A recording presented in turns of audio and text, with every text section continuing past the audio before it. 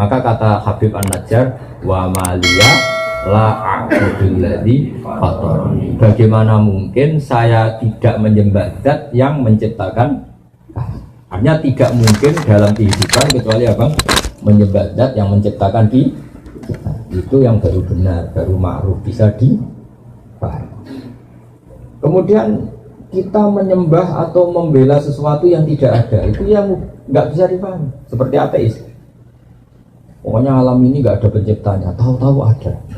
Bagaimana mungkin bumi yang segede ini tahu-tahu ada? Yang mengadakan siapa? Ya tidak ada. Tahu-tahu ada. Itu ilmu apa? Ilmu kok tahu-tahu. Seperti sampean tahu-tahu di Korea. Ya mesti ada brokernya dulu. Ada punya utang banyak dulu. Kalau nggak punya utang ya, kalau nggak punya utang banyak ada khayalnya yang banyak. Kayak jadi orang terkaya di kampung.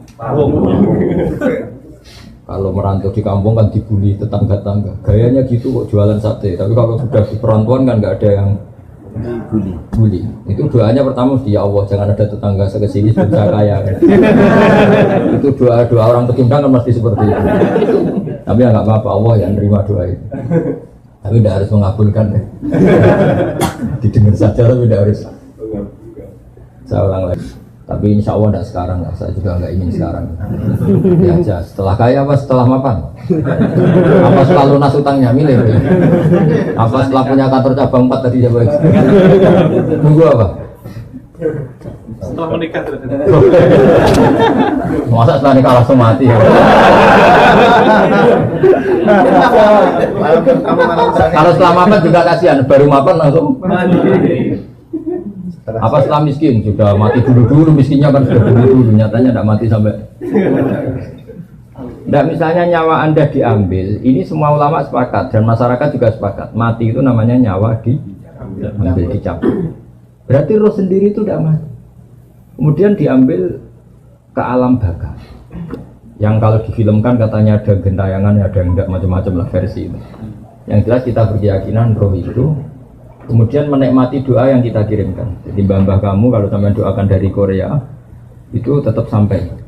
Jangan sampai protes. Malaikat Korea masa tahu bos. Saya sudah bilang tadi ngaji saya kan sudah bilang Korea itu tetap buminya Allah Subhanahu. Ditata oleh malaikatnya Allah Subhanahu Wa Taala. Yang menciptakan air di sini memangnya orang Korea, tetap Allah Subhanahu.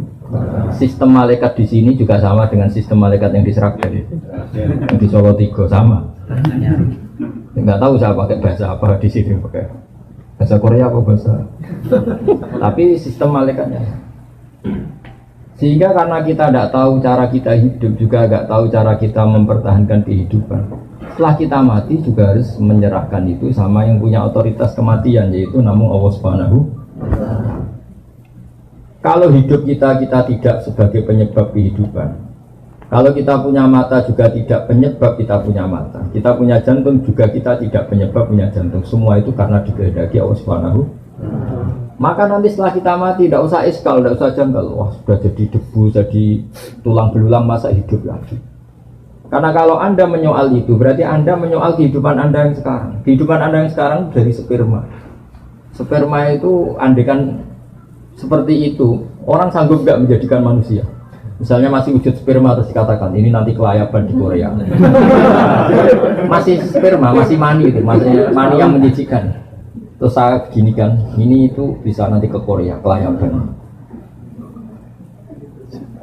Percaya nggak? Ini nanti kumisen jegoten. Nggak percaya. Tapi nyata jadi manusia yang banyak pola, banyak ulah, banyak masalah. Semoga akhirnya juga tobat. Sama. Andai kan biji asem, kalau orang Jawa bilang tungsu, kalau orang Salatiga bilang apa? Kalau orang Cirebon apa yang beda daerah? Yang biji asem itu? Kelingsi. Apa? Kelingsi ya atau kalau orang daerah saya kelungsu. Itu kata ulama-ulama kalau mencontohkan itu. Andai kan belum pernah terjadi. Ini saya melatih tauhid ya karena Anda di negara yang harus berpegangan sama tauhid. Andai kan kelungsu atau kelingsi tadi belum pernah terjadi menjadi pohon asam besar yang kemudian bercabang punya buah banyak. Terus ada orang bilang ini itu bisa jadi pohon besar yang kalau ditabrak tronton itu supirnya mati, yang kalau ditabrak mobil atau bis supirnya mati. Masa? Iya. Kira-kira orang percaya enggak? Kan enggak. karena belum tahu buktinya. Setelah sama Allah diciptakan jadi asam kecil, kemudian pohon besar, orang baru bilang, oh iya, ternyata iya. Pertanyaannya begini, ketika ternyata iya jadi pohon besar, manusia ikut memberi kontribusi enggak?